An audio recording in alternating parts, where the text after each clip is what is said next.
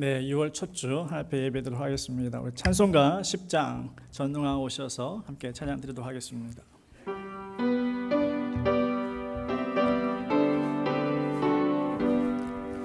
전능왕 오셔서 주 이름 찬송케 하옵소서. 영광과 권능의 성부여 오셔서 우리를 다스려 주옵소서. 강생한 성자여 오셔서 기도를 들으소서. 택하신 백성들 복 내려주시고 거룩한 마음을 주옵소서. 위로의 주 성령 오셔서 큰 증거 주옵소서. 전능한 주시여 각 사람 마음에서 떠나지 마시고 계십소서. 성삼위일체께 한없는 찬송을 드립니다. 존귀한 주님을 영광 중배였고 영원히 모시게 하옵소서.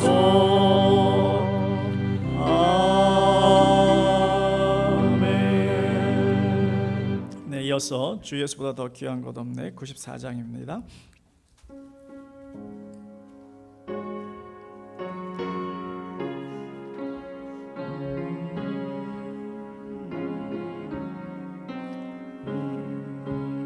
주 예수보다 더 귀한 것은 없네. 이 세상 무기와 바꿀 수 없네. 영주를 내 대신 돌아가신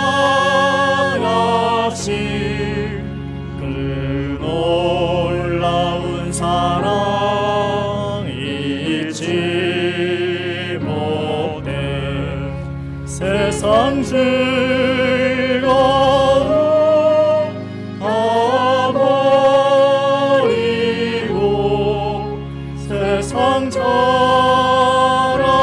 다 버렸네. 주 예수보다도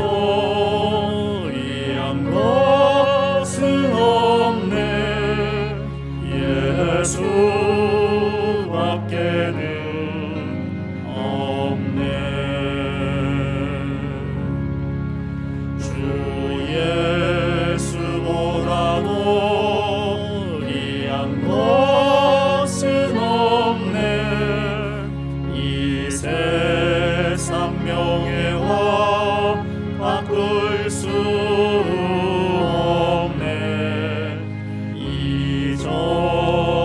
즐기던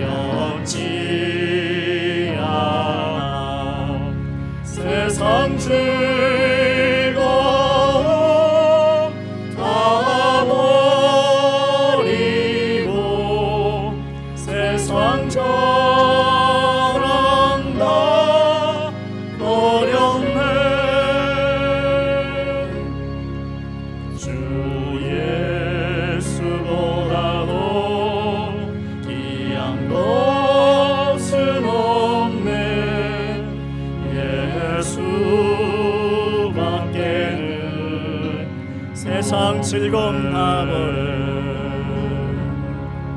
세상 즐거움 다 버리고 세상 자랑 다 버렸네 주 예수보다도 귀한 것은 없네 예수밖에는 없네. 이어서 442장 저 장미꽃 위에 있을 계속 하나님 앞에 찬양 드리도록 하겠습니다.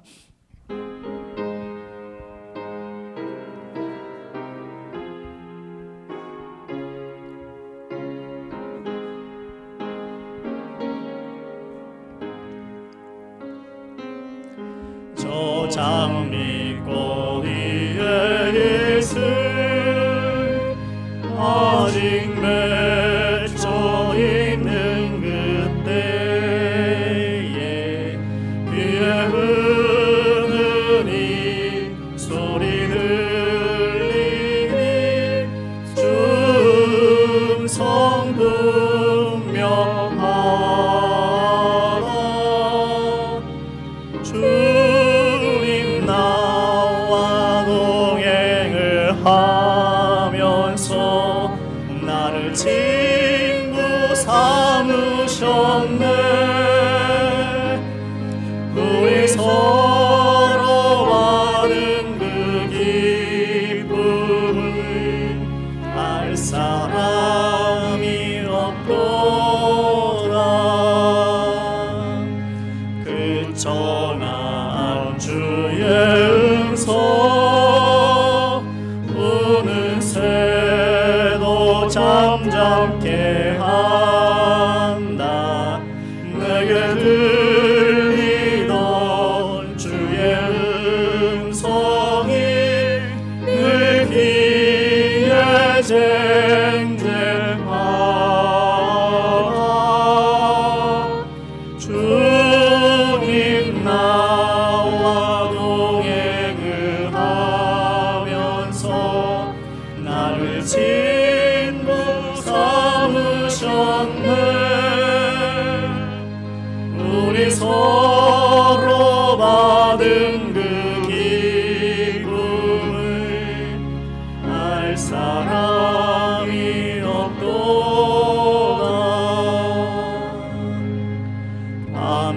밤길도록 동상은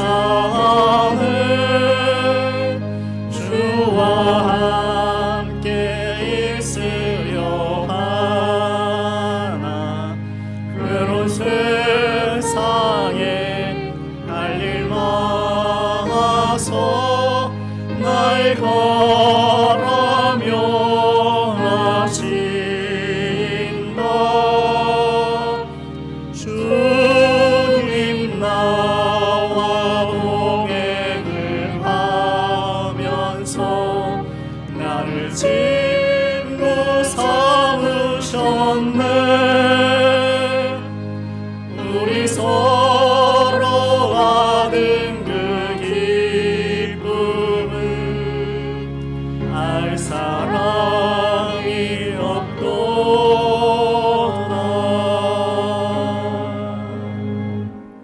아멘.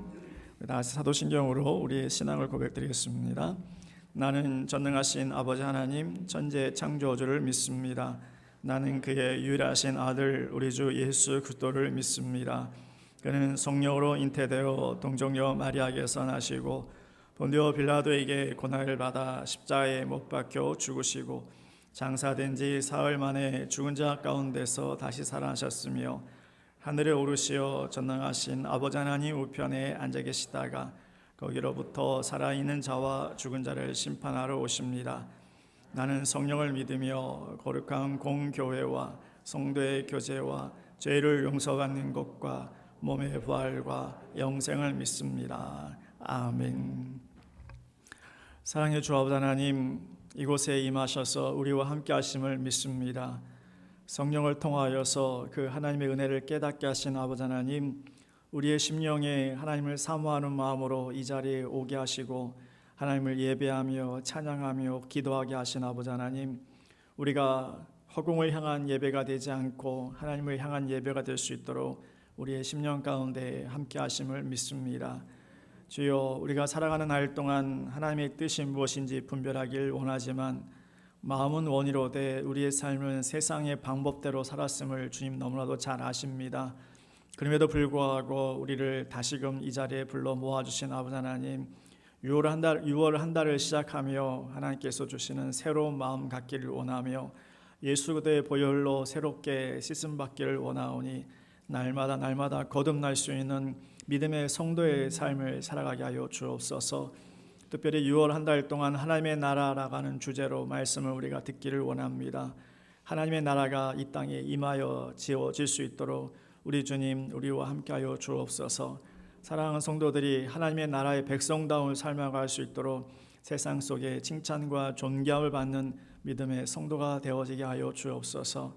이 나라, 이 민족 위에 함께하여 주셔서 하나님의 그 통치권 아래 있는 나라로 하나님 모든 위정자들을 하나님께서 이끌어 주옵시고 그들의 생각을 주장하여 주셔서 이 나라가 기도하는 나라, 하나님 앞에 예배하는 나라가 될 수 있도록 지난날에도 이 땅에 방방 곳곳에 교회를 세워주셨건만 코로나로 인하여 실추되어진 우리들의 모습들이 다시 회복될 수 있도록 하나님 이 나라 모든 정책 위에 함께 하시고 위정자들 위에 함께 하여 주셔서 교회를 바로 인식할 수 있도록 함께 하시며 무엇보다도 우리들의 모습 속에 나라와 민족을 다시 기도하는 자리에 갈 수 있게 하여 주옵소서. 사랑하는 교회가 그렇게 쓰임받기를 원합니다. 6월 한 달 동안 진정한 하나님의 나라의 공동체가 되어질 수 있도록 말씀을 듣고 사랑하는 성도들의 삶 속에 서로 낮아지고 겸손하여 하나님의 나라를 이룰 수 있는 아름다운 공동체 될 수 있도록 하나님, 특별히 유튜브로 예배하는 가정에도 하나님 함께 하셔 주셔서 그들이 성령 충만함으로 교회를 향하여 기도하게 하시고 성령의 교통을 통하여 한 마음과 한 뜻으로 하나님의 나라를 이루어갈 수 있게 하여 주옵소서. 특별히 우리의 자녀들 위해 함께 하셔서 저들의 믿음을 잃지 않게 하시며 하나님의 살아계심과 역사하심을 의지하여 하나님 앞에 귀하게 쓰임받을 수 있는 이 나라의 귀한 지도자들 될 수 있도록 하나님 귀한 우리 사랑하는 자녀들 위에도 은혜를 베풀어 주옵소서. 우리는 연약합니다. 우리는 부족합니다. 하나님 앞에 다시 한번 머리 숙이며 기도하며 말씀을 사모합니다. 어떠한 말씀을 주실지라도 그 말씀에 아멘하며 그 말씀이 내 심령에 아버지 하나님 변화를 일으킬 수 있는 생명의 말씀 되게 하여 주옵소서. 오늘도 귀한 예배 가운데 오직 주께서 영광 받으시길 원하옵고 거룩하신 예수님의 이름으로 기도드리옵나이다. 아멘.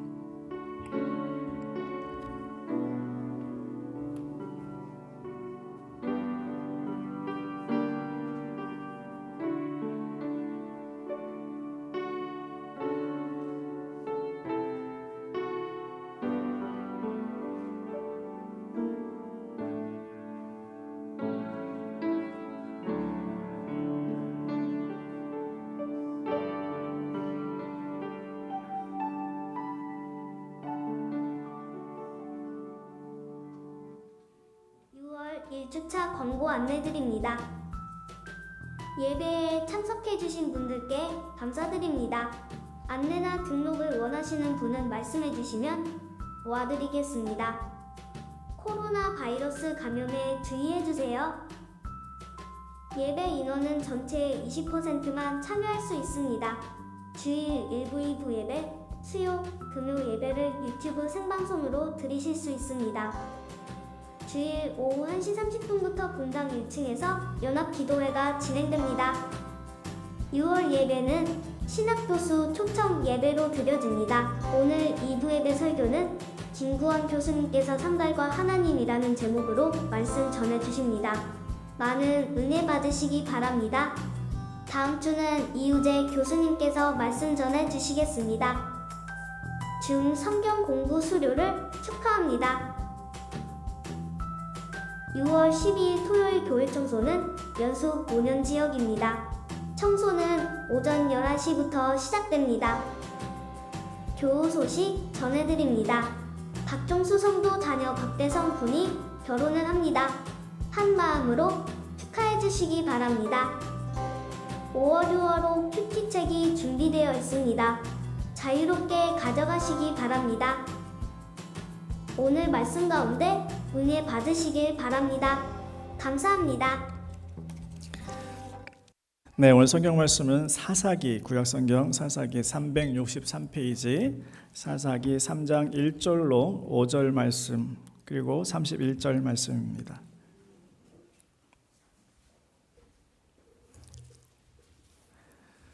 사사기 3장 1절로 5절, 그리고 31절입니다. 봉독해 드립니다. 여호와께서 가나안의 모든 전쟁들을 알지 못한 이스라엘을 시험하려 하시며 이스라엘 자손의 세대 중에 아직 전쟁을 알지 못하는 자들에게 그것을 가르쳐 알게 하려 하사 남겨두신 이방 민족들은 블레셋의 5 군주들과 모든 가나안 족속과 시돈 족속과 바알 헤르몬 산에서부터 하맛 입구까지 레바논 산에 거주하는 히위 족속이라. 남겨두신 이 이방 민족들로 이스라엘을 시험하사 여호와께서 모세를 통하여 그들의 조상들에게 이르신 명령들을 순종하는지 알고자 하셨더라. 그러므로 이스라엘 자손은 가나안 족속과 헷 족속과 아모리 족속과 브리스 족속과 히위 족속과 여부스 족속 가운데 거주하면서 마지막 31절입니다. 에훗 후에는 아낫의 아들 삼갈이 있어 소문을 막대기로 블레셋 사람 600명을 죽였고 그도 이스라엘을 구원하였더라. 아멘. 이번 한 달 동안 하나님의 나라 주제로 우리가 교수님도 초청해서 말씀을 듣는데요. 하나님의 나라에 대한 생각을 저도 이번에 공부하면서 많이 깨닫게 되어졌는데, 여러분에게도 하나님의 나라가 그저 먼 죽어서 가는 나라가 아니라 하나님 주시는 귀한 소망이 되어주기를 바랍니다. 오늘 첫 번째 교수님 김구원 교수님이신데요. 우리 계신대학원 교수로 계시다가 지금 사임하시고 단국대 근동 성경연구소에서 지금 연구 중에 계십니다. 잠깐 말씀 들어보니까 신학 교수로 연구하시기가 쉬운 것이 아니더라고요. 충분히 연구할 수 있어야 되는데 학교 어떤 시스템 때문에 공부하는 것보다도 더 일이 많아서 그래서 새로운 길을 좀 준비하고 계시는데 기도해 주실 바랍니다. 저는 교수님 강의가 너무 좋은데 제자로 공부해 보질 못해서 좀 아쉬움이 있습니다. 오늘 말씀을 전하실 때 하나님께서 여러분에게 교수님을 통하여서 귀한 하나님에 대해서 소망을 심어주실 수 있기를 간절히 소원합니다. 나오실 때 우리 큰 박수로 환영해 주시기 바랍니다.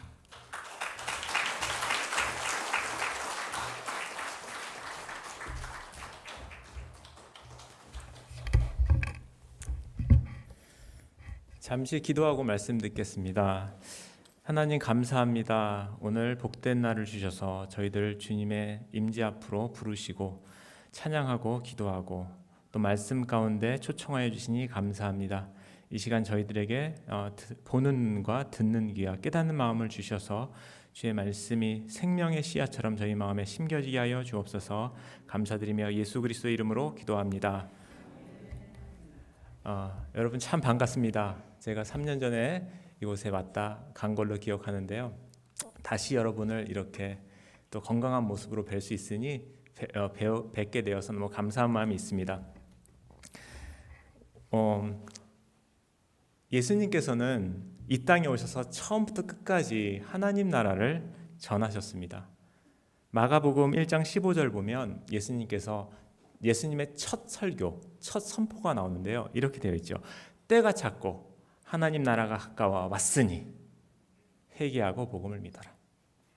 그리고 또 예수님께서 돌아가시고 죽으시고 부활하시죠. 부활하신 다음에 40일 동안 이 땅에 계셨어요. 승천하시기 전까지. 예수님께서 40일 동안 무엇 하셨을까요? 네, 그것도 똑같습니다. 사도행전 1장 3절 보면 그가 고난 받으신 후에 또한 그들에게 확실한 많은 증거로 친히 살아계심을 나타내사 40일 동안 그들에게 보이시며, 이 핵심입니다. 하나님 나라의 일을 말씀하시느니라. 다시 말해서 예수님께서 죽고 부활하시고 승천하시는 그 40일 동안도 예수님께서는 끊임없이 하나님 나라의 일을 말씀을 하시는 거예요. 이쯤 되면 예수님께서 이 땅에 오셨다 가신 이유, 그리고 다시 돌아오시는 이유가 전부 하나님 나라에 관한 것이구나. 라는 것은 우리가 충분히 이해할 수 있겠죠. 그렇다면 하나님 나라가 뭘까? 하나님 나라가 뭘까? 자, 이제 이렇게 되면 좀 헷갈려져요. 하나님 나라가 뭘까? 우리는 보통 하나님 나라면 네, 하나님의 통치 아니에요? 하나님이 다스리는 거 아니에요? 이렇게 대답을 하세요. 맞아요. 하나님의 통치와 하나님의 다스림이 하나님 나라이긴 한데요. 그렇게만 대답하면 좀 너무 추상적으로 들려요. 우리한테. 그게 구체적으로 뭔지 잡히지가 않는단 말이죠.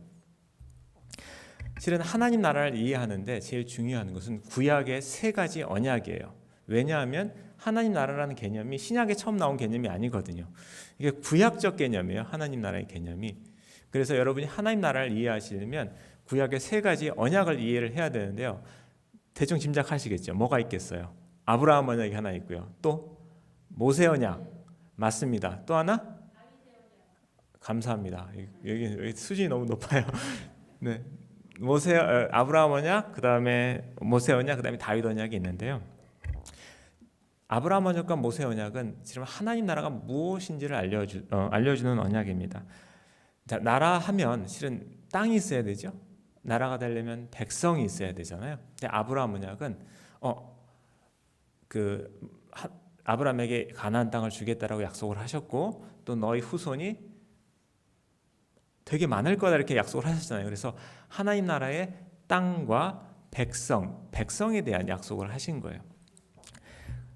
모세 언약은 가나안 땅에 누가 왕인지를 말씀해 주는 언약이에요. 자, 모세 언약에서 제일 중요한 게 뭐였죠? 율법. 그렇죠? 율법이 모세 언약에서 제일 중요하잖아요. 옛날에 법은 왕이 제정합니다. 왕이.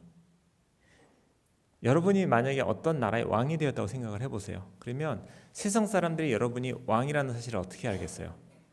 여러분이 선포한 여러분이 선포한 법을 그 나라 백성들이 지킬 때거든요. 여러분이 한 말을 사람들이 순종할 때 사람들이 저 사람이 왕이구나, 저 사람에게 왕적 권위, 힘이 있구나라고 느끼는 거 아니겠어요? 그렇죠? 그래서 하나님께서 모세 언약을 통하여서 이스라엘에게 율법을 주셨다는 것은 하나님께서 내가 왕이다 이렇게 선포를 하시는 거예요. 그렇죠? 그리고 이스라엘 백성들은 그 말씀에 순종함으로써 하나님이 왕이십니다라는 것을 세상 사람들한테 증거하는 거죠. 그래서 이 한마디로 말해서 하나님의 나라는 뭐냐면 하나님이 주신 이 땅에서, 그러니까 옛날로 치면 가나안 땅이죠. 하나님 주신 이 땅에서 하나님의 뜻에, 하나님의 말씀에 순종하는 백성들이 하나님의 나라인 거예요. 무슨 얘기인지 아시겠어요? 여러분이 하나님의 말씀의 뜻에 순종할 때 세상 사람들이 하나님이 왕임을 증거받게 되는 거예요. 여러분도 하나님이 왕임을 선포하게 되는 거고요.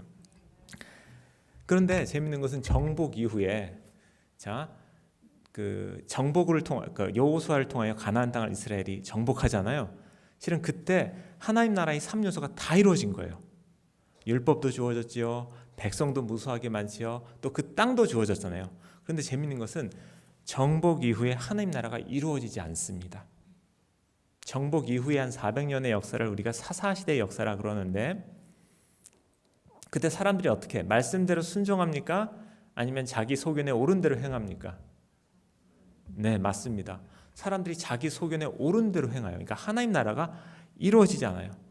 다시 말해서 실은 하나님 나라가 이런 것이다 라는 것을 아브라함 언약과 모세 언약으로 보여주셨지만 하나님 나라가 이 땅에 실제로 이루어지는 데는 문제가 있어요. 이게 인간의 죄의 문제입니다. 인간이 하나님을 순종하지 않아요. 하나님의 법을 알지만 따르지 않아요. 하나님이 창조자인 건 알지만 찬양하지 않아요. 이게 인간이 죄예요. 이 인간의 죄 문제가 해결돼야지 이 땅에 주님을 순종하는 백성의 공동체가 만들어지는 거예요. 그리고 그것을 위에서 주어진 언약이 뭐다? 다윗 언약이다. 다윗 언약의 핵심은 이겁니다. 순종하는 왕을 통하여서 순종하는 백성이 만들어진다라는 것이 다윗 언약의 핵심이에요. 순종하는 왕을 통하여서 순종하는 백성이 만들어진다. 우리는 우리 힘으로 순종할 수 없어요. 우리가 순종하신 왕 예수 그리스도 안에 있을 때 우리가 주의 말씀에 하나님 대해서 순종하게 되는 거거든요. 그렇죠? 이게 다윗 언약의 핵심이에요. 그리고 로마서는 이렇게 말합니다. 똑같은 얘기를 로마서 1장 17절 보면 이런 말씀이 있습니다. 복음에는 하나님의 의가 나타나서 믿음에서 믿음으로 이르게 하나니. 여기서 믿음이라는 말을 여러분 구약적 의미로 생각하면 이건 신실함입니다. 신실하게 주의 뜻에 순종하는 게 믿음이에요. 그래서 하나님의 의가 나타나서 앞에 믿음은 저는 이제 그리스도의 믿음이라고 생각해요. 그리스도의 순종과 신실함을 통하여 그로부터 믿음, 여러분의 순종과 신실함이 드러나게 되는 거예요. 이게 하나님 나라의 원리입니다. 그런데 그리스도의 나라가 이 땅에 확장되는 방식도 똑같은데요. 순종하는 크리스천, 작은 그리스도들이 하나님을 인정하고 그분의 뜻에 순종하기로 마음먹고 살 때 세상 사람들이 돌아옵니다. 여러분을 보고 여러분을 통해서 세상 사람들도 하나님 뜻에 순종하는 백성이 되는 거예요. 이게 하나님 나라인데요. 사사시대에는 사사들이 바로 그러한 중보자, 작은 그리스도의 역할을 했습니다. 오늘 삼갈 이야기를 통해서 이 땅에 하나님 나라가 이루어지는 비밀을 여러분과 함께 살펴보려고 하는데요. 먼저 삼갈 이야기를 하기 전에 사사시대의 특징을 좀 얘기할 필요가 있습니다. 제가 아까 말씀드렸듯이 사사시대는 정복부터 언제까지라 그랬죠? 제가 왕이 서기 전까지의 그 중간기라 그랬죠. 이때는 혼란의 시기였고요. 그리고 영웅들의 시기였습니다. 혼란할수록 영웅들이 나옵니다. 사사시대의 특징, 그러니까 사사시대는 일종의 과도기라고 말할 수 있습니다. 왜냐하면 여호수아를 통해서 이스라엘 사람들이 그 땅에 들어갔어요. 그러니까 구원은 받았어요. 그렇지만 사사시대의 400년은 무정부 상태였어요. 무정부. 왕이 없었어요. 한 사람이 딱 다스리지 않았어요. 왕이 무정부 상태였습니다. 일종의 과도기죠. 그러니까 그 땅에 구원은 받았어요. 들어갔어요. 많은 백성들이 있어요. 율법도 있어요. 그렇지만 하나님의 다스림이 그러니까 메시아의 다스림, 왕이죠. 왕의 다스림이 가시적으로 나타나지 않는 시대예요. 과도기지. 그리고 저는 그게 오늘 우리랑 굉장히 비슷하다고 생각합니다. 오늘 우리도 예수님의 초림과 재림 사이를 살죠. 예수님의 초림으로, 예수님의 죽고 부활하심으로 여러분 다 구원받았어요. 그렇지만 여러분이 사는 이 땅에는 하나님의 통치가 가시적으로 임해 있습니까? 아니면 좀 헷갈립니까? 좀 헷갈릴 때가 많죠. 하나님의 통치가. 세상 사람들 보세요. 세상 돌아가는 거 보세요. 그렇죠? 과도기예요. 예수님이 재림하실 때 하나님의 통치가 모든 사람들에게 가시적으로 임할 것을 저는 믿어요. 그런 의미에서 사사시대는 오늘 우리가 사는 초림과 재림 사이에 사는 이 시대랑 굉장히 닮아 있다라고 말을 할 수 있습니다. 사사시대의 특징 세 가지를 제가 요약해 드릴게요. 첫 번째는 이방인들과 동거하는 시대다. 이방인들과 함께 살아가는 시대다. 오늘 본문 사사기 3장 1절 5절 말씀을 볼까요?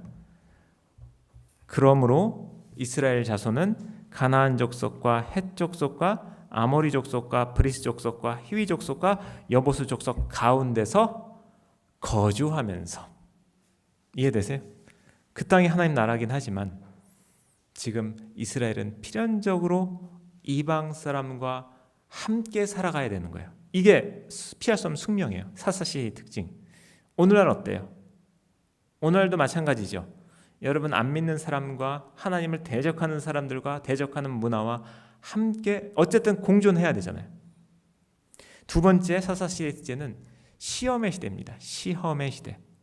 4절을 볼까요?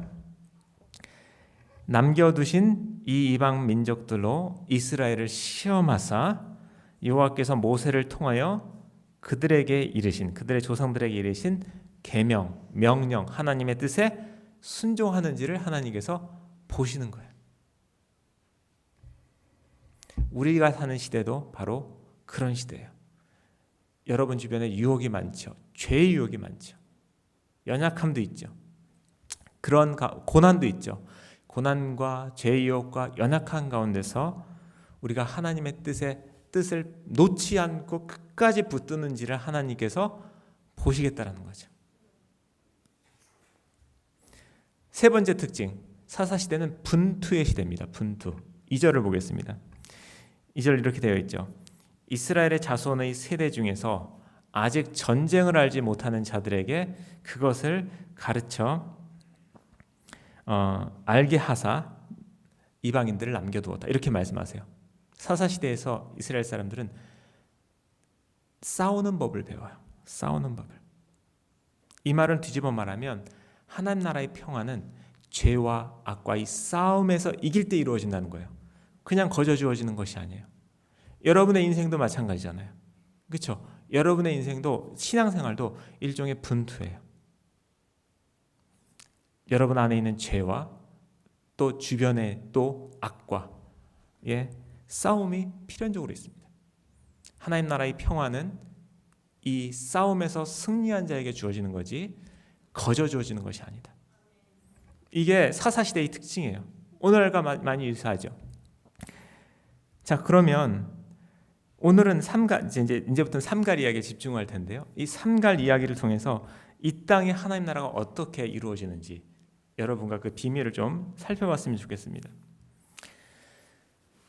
솔직히 제가 교회 오기까지 삼갈이라는 사람 한 번도 안 들어봤다. 삼갈이라는 손 들어보세요. 네, 감사합니다. 네. 아마 손 안 드신 분들도 아마 안 들어보셨을 거예요. 대부분이. 삼갈은 실은 사사기에 기록된 여러 사사들 중에서도 잘 알려지지 않을 수 없는 그런 사람이에요. 왜냐하면 단 한 절밖에 이름이 언급되지 않아서 그래요. 단 한 절밖에 이름이 언급되지 않아요. 삼손이나 드보라나 에훗, 온니엘 이와 같이 좀 주류 사사들 있잖아요. 유명한 사사들에 비해서 삼갈은 진짜 무명의 사사입니다. 성경 저자도 딱 한 절밖에 삼갈의 지면을 할애하지 않은 것으로 보아서 성경 저자도 별로 삼갈을 주목하지 않은 것 같습니다. 여러분도 별로 주목하지 않잖아요. 그리고 삼갈은 다른 비주류 사사들과 비교해도 굉장히 적은 분량이 할애되어 있어요. 돌라와 입산이라는 사사에 대해서는 두 절이 성경에 기록되어 있고요. 압돌과 야일이라는 사사에 대해서는 무려 3절이 이 사사들의 이야기에 집중되어 있어요. 그런데 오늘 우리가 살펴볼 삼갈은 단 한 절, 달랑 한 절만이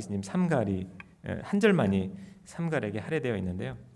31절입니다. 우리가 한번 읽었지만 이 구절을 다 같이 읽어보도록 하겠습니다. 준비되셨죠? 시작.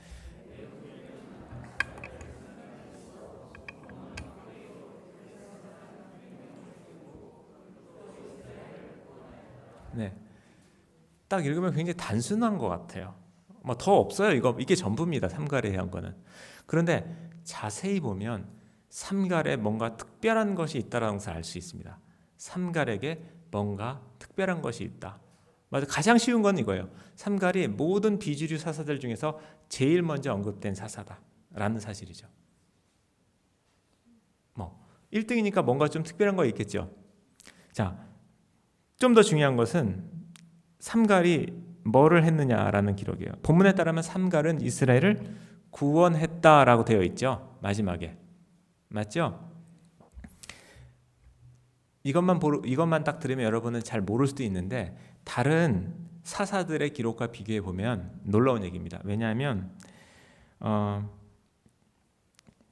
다른 비주류 사사들과 비교했을 때 이스라엘을 구원했다라고 기록된 사사는 삼갈밖에 없어요.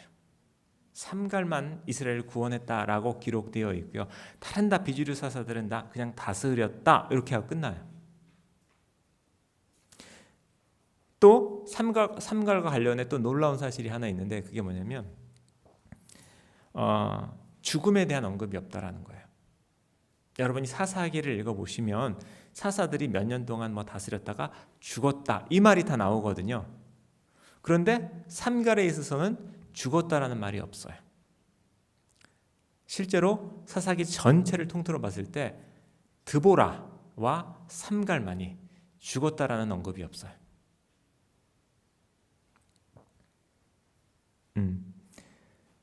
이스라엘을 구원했고요. 그 다음에 죽었다. 그러니까 이 지금 제가 말한 몇 가지를 딱 들어봤을 때 비록 한 절에 언급된 사사이긴 하지만 우리가 잘 안 들어본 사사이긴 하지만 뭔가 특별한 것이 있다라고 느껴지시나요? 네. 그렇다면 삼갈에 대해서 조금 더 알아볼 필요가 있겠습니다. 조금 더 알아볼게요. 먼저 삼갈에 대해서 성경 저자는 31절 다시 한번 보여주시면요. 아낫의 아들로만 소개하고 있죠. 삼갈은 누구냐? 그러면 아낫의 아들이다 이렇게 나와 있습니다. 다시 말하면 아버지가 누군지 나와 있지 않아요. 그가 속한 집 화명도 알려주지 않습니다. 이것은 다른 사사들에 대한 기록과 비교하면 굉장히 이례적인데요. 다른 사사들은 다 아버지가 누군지 그 다음에 지파가 누군지 다 이야기를 합니다. 사사 에훗 같은 경우는 베냐민 지파 게라의 아들이다. 온니엘 같은 경우는 유다 지파 그나스의 아들이다. 이렇게 사사가 소개될 때 지파가 누구며 아버지가 누군지를 얘기하는데요. 실은 이게 중요해요. 왜냐하면 어느 집안 사람이냐, 아버지가 누구냐가 실은 그 사람의 교육과 인품과 성품을 대충 다 결정을 했거든요. 옛날에는 전통 사회에서는. 그래서 그 사람의 집안이 어디며 그 사람의 아버지가 누군지를 듣기만 해도 사람들은 기대를 하게 되는 거예요. 저 사람은 우리들의 리더가 될 가능성이 있겠구나. 그래서 사사들을 기록할 때 다 지파를 기록하고 아버지 이름을 다 기록하고 있다는 말이죠. 그런데 삼갈의 경우는 그렇지 않아요.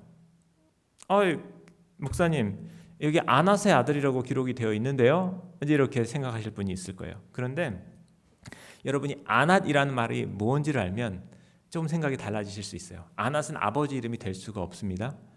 왜냐하면 아낫은 가나안에서 굉장히 유명했던 여신의 이름이에요. 그러니까 아낫이라고 이름을 가진 사람은 여자일 가능성이 굉장히 높아요. 여자. 그 여신에게 봉헌된 자 이런 의미가 있을 수 있거든요. 그러면 아낫은 이 삼갈의 아버지라기보다는 누가 되겠어요? 그렇죠. 삼갈의 어머니의 이름이 될 가능성이 높아요. 그렇다면 삼갈을 소개할 때 실은 지파와 아버지 이름을 언급하는 게 굉장히 중요함에도 불구하고 그 당시 문화에서 저자가 소개하지 않았다는 것은 삼갈이 실은 이방인이었을 가능성이 굉장히 높습니다. 그것도 아버지가 없는 이방인, 아버지가 없는 가정에서 자란 이방인이었을 가능성이 굉장히 높습니다. 자, 제가 아까 사사시대의 특징 중에 첫 번째가 뭐라 그랬어요? 사사시대는 이방인과 동거하는 시대라 그랬죠. 이 시대에는 이스라엘 사람들만 살았던 것이 아니라 이방인들이 이스라엘 사람과 섞여 살았던 시대예요. 당연히 삼갈이 이방인일 수가 있죠. 그리고 이방인이었기 때문에 더구나 이제 홀 어머니 밑에서 자랐다면 당연히 성경 저자도 지파를 얘기할 수도 없을 거고 또 아버지가 누군지를 얘기할 수도 없겠지요.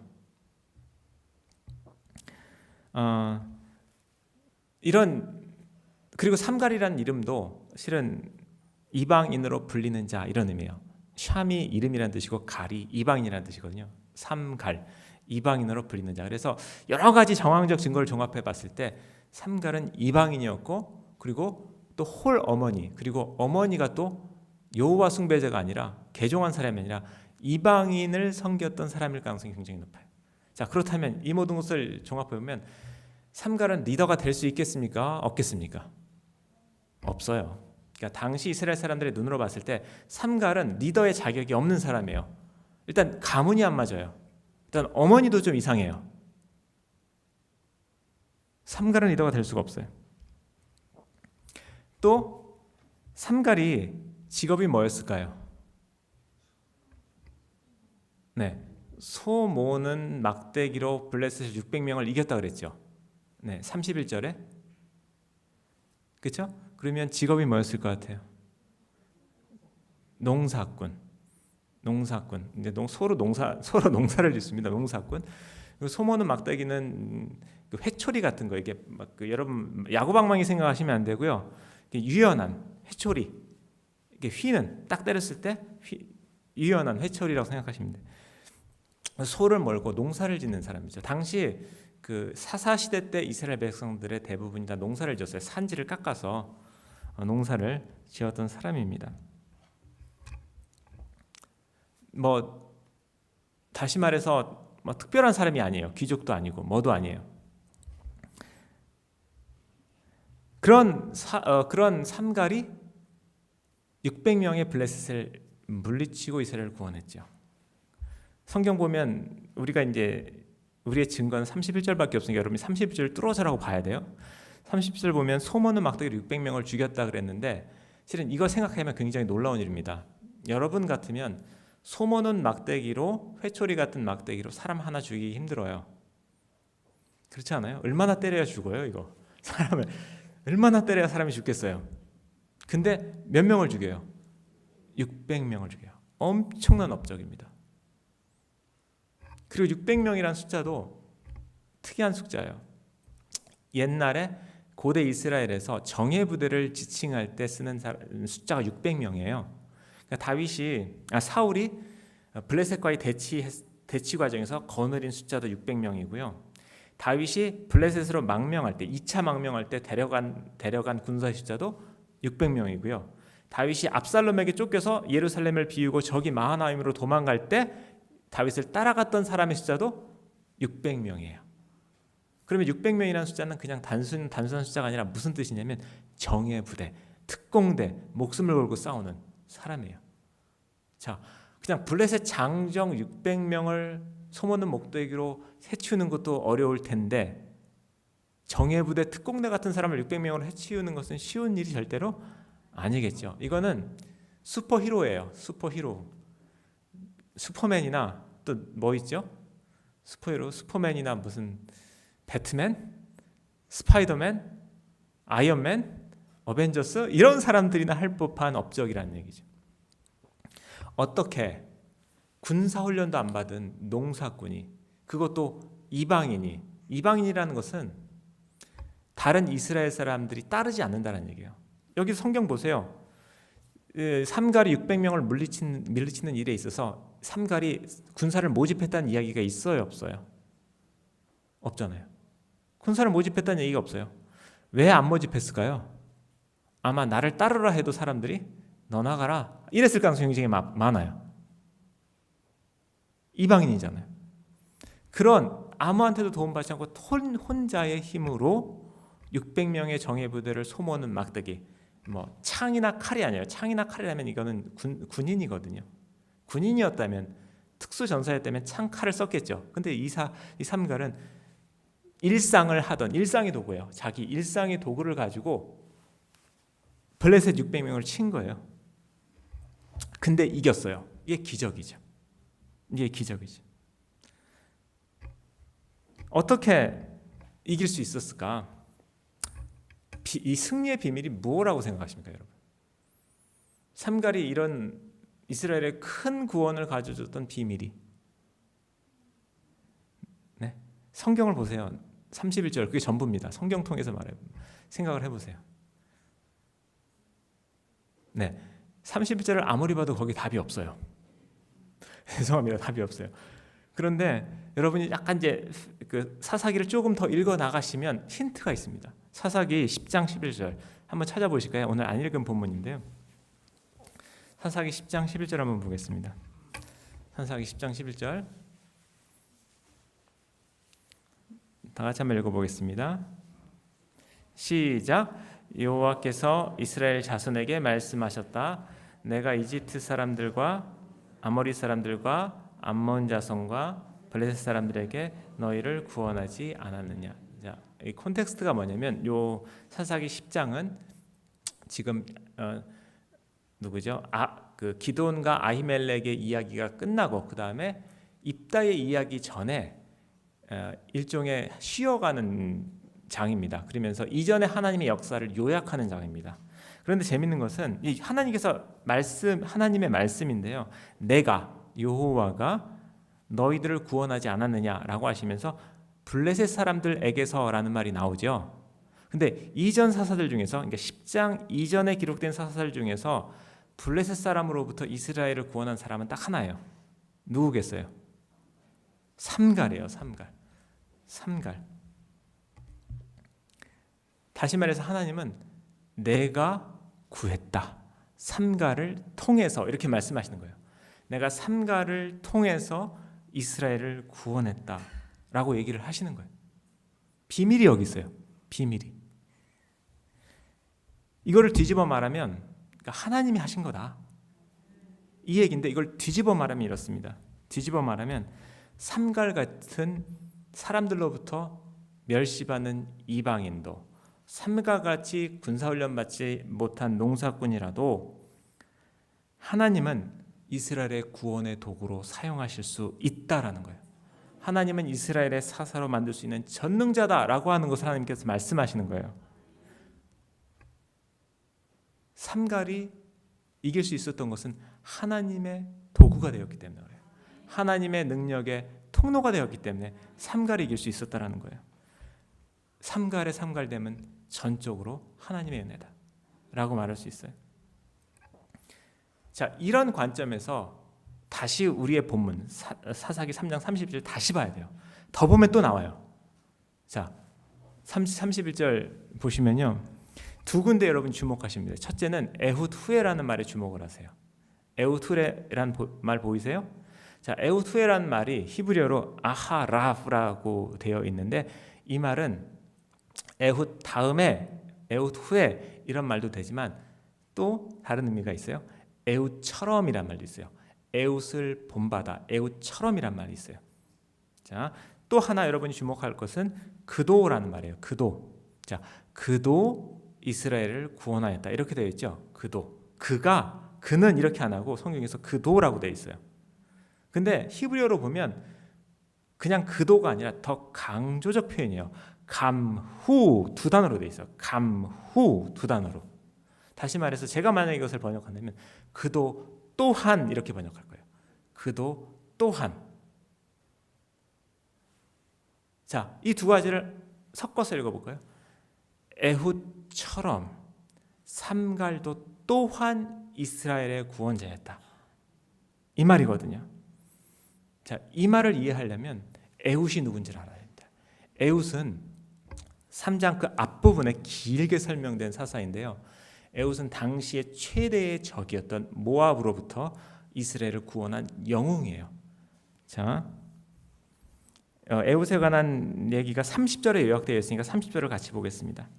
30절 보면요, 그날에 모압이 이스라엘의 수하에 굴복함에 그 땅이 몇 년 동안? 80년 동안 평온하였다. 자, 다른 사사들은 보통 40년 평온합니다. 좀 모자라면 20년 평온하고요. 40년이 평균이에요. 그런데 에훗은 몇 년 평온했어요?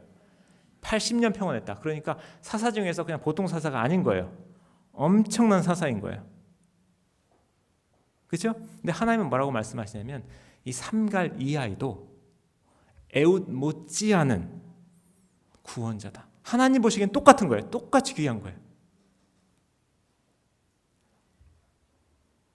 자, 실은 더 놀라운 게 있는데 4장 1절 보겠습니다. 4장 1절. 4장 1절을 다 같이 읽어보겠습니다. 시작. 에훗이 죽으니, 네, 거기까지요. 자, 4장 1절에서 이상한 점이 하나 있어요. 한번 여러분 발견해 보세요. 4장 1절에서 이상한 점. 지금까지 제 얘기를 듣고 이상한 점이 하나 있어요. 뭐냐면 에훗이 죽으니란 말이에요. 자, 3장 30절 보면 에훗에 대한 얘기가 요약되어 있죠. 그 다음에 에훗 후에 삼갈 이야기를 했죠.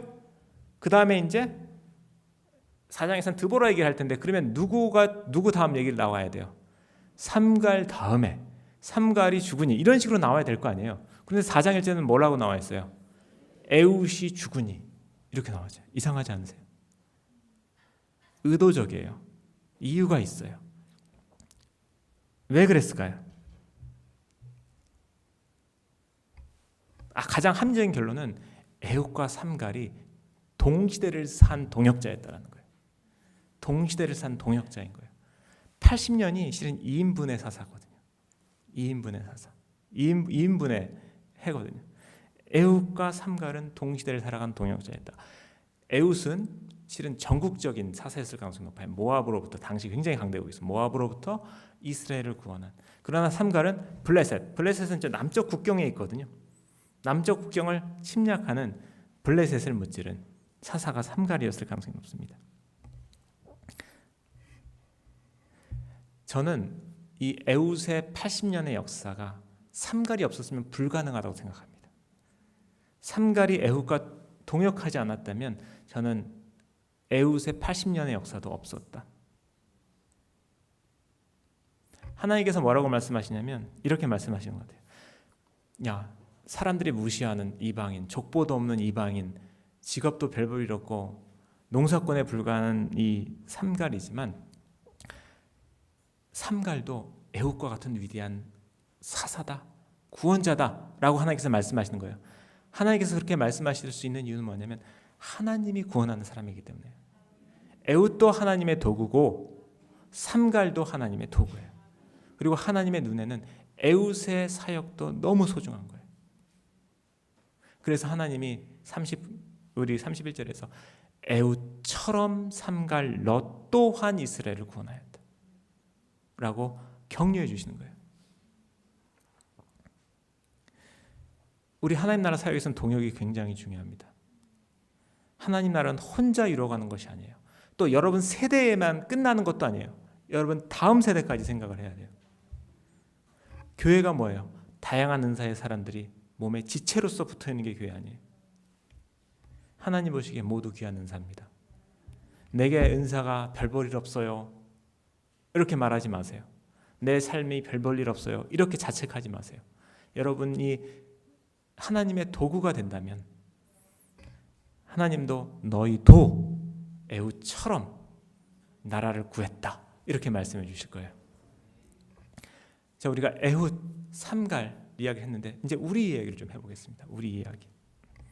저는 삼갈 이야기를 통해서 예수님의 초림과 재림을 사는 여러분, 이 땅에 하나님 나라를 이루었으며 이루기 위해 사는 여러분들에게 당부하고 싶은 메시지가 세 가지 있어요. 하나는 첫째 삼갈처럼 구원하는 삶을 사십시오. 다른 말로 하면 하나님의 구원의 통로, 도구가 되는데 집중하십시오. 삼갈은 돈이나 성공을 위해서 살지 않았습니다. 세상 사람들은 돈과 성공을 위해서 삽니다. 심지어 종교도 자신의 성공과 자신의 이익을 위해서 수단으로 사용하는 게 이 세상입니다. 여러분은 하나님의 구원을 위해 사십시오. 하나님의 구원의 통로가 되는 게 좋습니다. 제가 최근에 연구하는 게 다신교와 유일신교의 차이인데요. 다신교와 유일신교의 가장 큰 차이 중에 하나가 신관이 틀려요. 신관. 다신교적 신관은 신을 힘으로 생각합니다. 힘. 다신교는 태양신이 있고 달신이 있고 폭풍신이 있고 지혜신이 있고 이렇거든요. 다시 말해서 이 땅에서 성공하는데 농사를 잘 짓게 하거나 전쟁을 이기거나 성공하는데 필요한 힘들이 다 신으로 표현돼요. 그래서 다신교 신앙을 갖는다, 다신을 신앙한다라는 것은 그 힘을 나의 것으로 받는다는 거예요. 그런데 유일신교의 신관은 완전 달라요. 유일신교의 신관은 뭐냐면 물리적인 신을 믿는 것이 아니라 물리적인 힘, 돈, 권력 이런 걸 믿는 것이 아니라 생명과 정의와 진리를 믿는 거예요. 생명과 정의와 진리를 믿는 거예요. 여러분이 하나님을 믿는다는 것은 하나님 때문에 내가 그냥 잘 먹고 형통하고 잘 산다라는 것에 초점이 있는 것이 아니라 내가 하나님의 생명을 가지고 나눈다. 나의 인격에 하나님의 의가 이루어진다. 나의 삶에 하나님의 사랑과 은혜가 전달된다. 이게 하나님 믿는 거예요. 물론 하나님이 그렇게 사는 자에게 축복 주시죠. 그렇지만 중요한 건 그게 아니라는 얘기예요. 삼갈은 구원하는 삶을 살았어요. 구원하는 삶을 살았어요. 하나님의 도구가 됐다라는 거죠. 여러분도 그런 소망을 가지시기를 원합니다. 그리고 내가 하나님의 도구가 되기 위해서 어떻게 해야 될까? 여러분이 각자의 자리에서 고민하세요. 성경도 삼갈의 실은 성격이 무엇인지는 알려주지 않거든요. 이것은 여러분의 몫입니다. 두 번째는 삼갈의 구원은, 삼갈이 그렇게 큰 일을 할 수 있었던 것은 실은 삼갈의 일상이, 농사짓는 일상, 소모는 일상이 하나님의 역사로 이루어졌다는 것이 굉장히 중요해요. 삼갈의 업적은 이스라엘을 구원하는 굉장히 공적인 역사지만 그 공적인 역사의 바탕이 어디 있어요? 하나님을 경외하면서 살았던 일상에 있다라는 거예요. 소모는 막대기로 600명을 죽였다니까. 뭐 무기를 수입해서 지금 쳐부순 것이 아니에요. 하나님께서 삼갈의 일상을 사용한 거예요. 여러분의 일상이 하나님의 구원의 도구가 되기를 기도하세요. 여러분의 직장생활, 가정생활, 교회 밖에서의 모든 것들이 하나님의 구원의 통로가 되기를 기도하셔야 돼요. 하나님이 그걸 사용하실 거예요. 소모는 막대기로 600명을 죽였던 역사가 여러분의 삶에서도 반복될 겁니다. 마지막 제가 당부하고 싶은 말씀은 악과 죄와 싸워 이기는 여러분이 되십시오. 삼갈이 이스라엘을 구원했는데 어떻게 블레셋 600명을 죽이고 이긴 거예요. 죽이고 구원한 거예요. 싸워 물리치고 구원한 거예요. 여러분 삶 속에서의 평화, 또 하나님 나라의 구원이 그냥 거저 주어지지 않습니다. 600명을 물리쳐야 돼요. 여러분 인생에 블레셋이 다 있어요. 물리쳐야 돼요. 물러나면 안 돼요. 악과 죄는 싸워야 됩니다. 절대로 여러분 죄를 과소평가하지 마십시오. 죄는 뱀과 같아요. 괜찮겠지라고 하는 마음으로 우리에게 스며듭니다. 죄를 이기십시오. 싸우십시오. 죄와 악과 싸우십시오. 그럴 때 여러분의 삶을 통하여 세상 사람들이 하나님이 왕이구나, 하나님이 통치자구나 라는 것을 고백할 거예요. 그게 하나님 나라예요. 그게 하나님 나라. 그리고 여러분의 삶, 여러분의 순종함, 예수님의 순종으로 여러분이 하나님께 순종할 수 있게 되었던 것처럼 여러분의 신실한 순종으로 말씀을 배우고 말씀에 순종하는 삶을 반복할 때 여러분 주변의 사람들도 여러분과 똑같이 하게 될 거예요. 그게 전도고 선교입니다. 오늘 삼갈 이야기를 통해서 우리가 여러 가지를 배웠어요. 하나님 나라에 대해서. 여러분 마음속에 삼갈처럼 하나님 나도 주님의 나라의 도구가 되기를, 통로가 되기를 원합니다. 하나님 나의 일상에 세례하여 주시고 성령으로 부어주시고 내 일상이 하나님 나라에 쓰임받도록 인도하여 주옵소서. 나의 혈기와 나의 죄와 나의 못된 것들을 부수시고 내가 하나님 나라의 일꾼으로 이 세상의 악과 죄와 싸워 승리할 수 있는 제가 되기를 원합니다. 다 같이 다짐하는 여러분 되었으면 좋겠습니다. 기도하겠습니다. 하나님 아버지 감사합니다.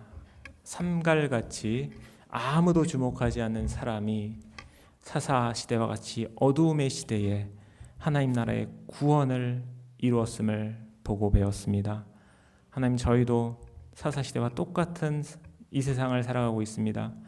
하나님 저희들 마음속에 무엇보다도 주님의 나라를 위한 소망을 주옵소서.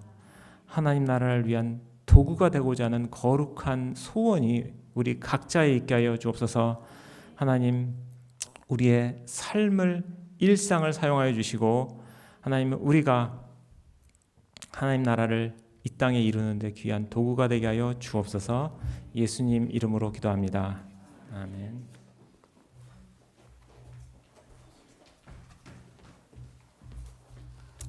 예, 감사합니다. 찬송가 331장 찬양 드리면서 준비한 예물 드리도록 하겠습니다.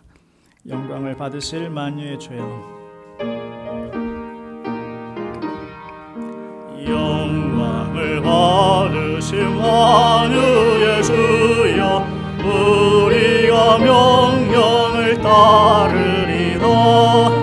베푸신 은혜를 감사히 알고 진실한 마음으로 섬기겠네. 주시는 대로 영원히 받들어 섬기겠네. 찬송하겠네, 찬송하겠네. 생명을 주시는 구주로다. 구주를 높이고 잘 공경하여 온유한 마음으로 섬기리라. 주 예수 안에서 즐거워하며 충성을 다하며 섬기겠네. 구주의 은혜 주시는 대로 영원히 받들어 섬기겠네. 찬송하겠네, 찬송하겠네. 생명을 주시는 구주로다. 예수를 믿고서 늘 살아가여 참 기쁜 마음으로 섬기라. 온 마음을 드리고 늘 순종하며 구주를 영원히 섬기겠네. 구주의 은혜 주시는 대로 영원히 받들어 섬기겠네. 찬송하겠네, 찬송하겠네. 생명을 주시는 구주로다.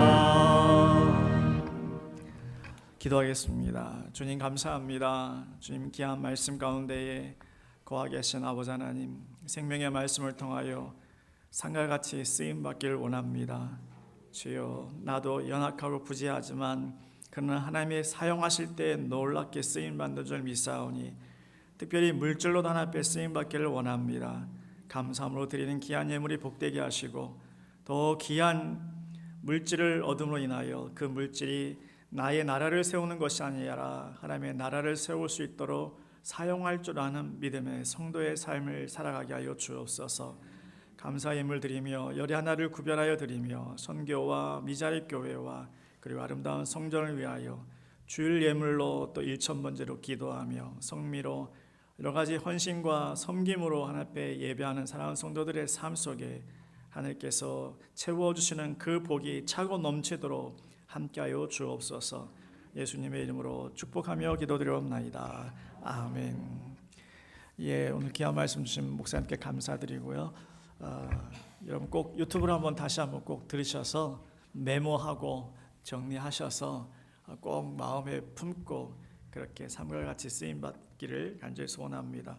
6월 한 달 동안 하나님의 나라 복음 시리즈로 1부는 제가 설교하고 있고요. 또 2부는 다음 주에는 실천신학대학원의 설교학 교수이신 이우재 교수님, 오늘 김구원 교수님은 구약을 전공하신 분이고요. 다음 주에는 설교학을 전공하신 분이 하나님의 나라에 대해서 말씀 전해 주실 것입니다. 여러분 꼭 기도해 주시고 참여해 주시길 부탁을 드리겠습니다. 우리 찬송가 635장 주기도송으로 1부 예배 마치도록 하겠습니다.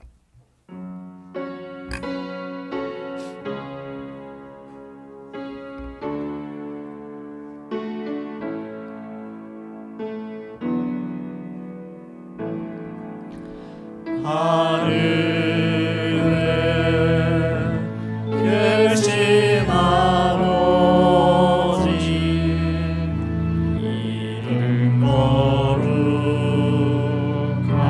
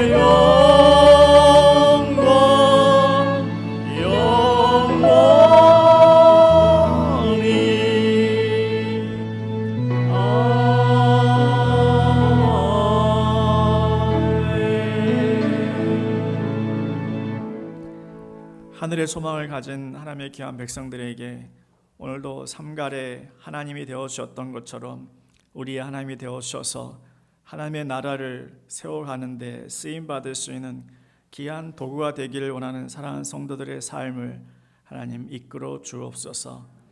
세상에 살아가기가 참으로 버겁고 힘겹다 할지라도 하나님 앞에 쓰임 받을 때 새 힘을 얻는 줄 믿사오니 능력의 주여 우리와 함께하여 주옵소서. 사랑하는 성도들과 함께하여 주옵소서. 우리의 자녀들과 함께하여 주옵소서. 그 어느 곳이든지 하나님의 나라가 될 수 있도록 하나님께서 저들을 다스리사 영광을 받아 주옵소서. 지금 우리 주 예수 그리스도의 크신 은혜와 하나님 아버지의 한없으신 사랑하심과 성령의 감화 감동 충만 교통하심이 하나님의 나라의 귀한 백성 되기를 소원하는 주의 사랑하는 성도들 머리머리 위에 지금부터 영원토록 함께 하시기를 간절히 축원하옵나이다. 아멘.